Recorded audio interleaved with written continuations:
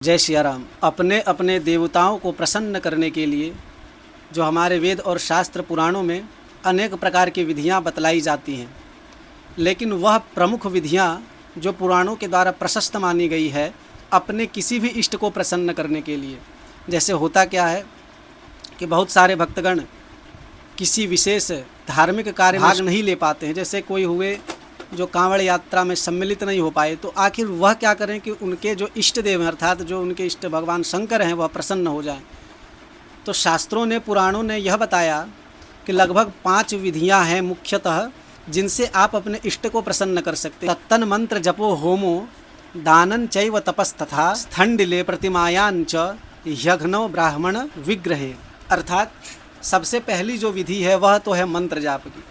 किसी भी देवता को यदि आप प्रसन्न करना चाहते हैं तो सबसे पहली विधि है कि आप उन देवता के जो आधीन मंत्र हैं अर्थात उन देवता को प्रसन्न करने के लिए जो मंत्र है उनका जाप करें। जैसे यदि सूर्य भगवान को प्रसन्न करना हो तो ओम घृणी सूर्याय नमः, अथवा और कोई बीज लगाकर आप उनका जाप कर सकते हैं। भगवान शंकर को प्रसन्न करना हो तो उनका पंचाक्षर मंत्र का जाप कर सकते हैं। सबसे पहली विधि है जाप की। दूसरी विधि है उन देवता के नाम से हवन करना और उन देवता को आहुति प्रदान करनी ताकि वे देवता हमारे लिए कल्याणकारी हों। तीसरी विधि है दान की, अर्थात आप उन देवता के लिए उन देवता की प्रसन्नता के लिए दान कर सकते हैं।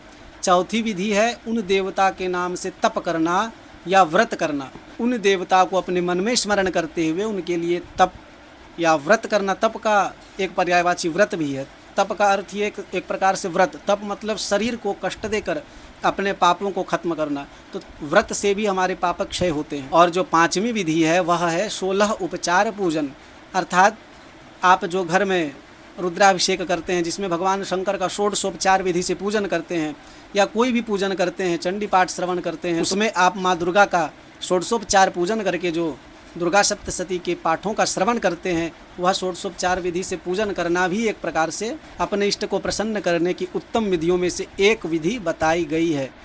तो हम लोगों ने जाना कि यदि आप कभी किसी कारणवश अपने इष्ट को उस विधि से प्रसन्न न कर पा रहे हैं जिस विधि से करना चाहिए, तो सबसे अच्छा उपाय है कि आप उनके मंत्रों का जाप करें। यह सबसे उत्तम विधि है।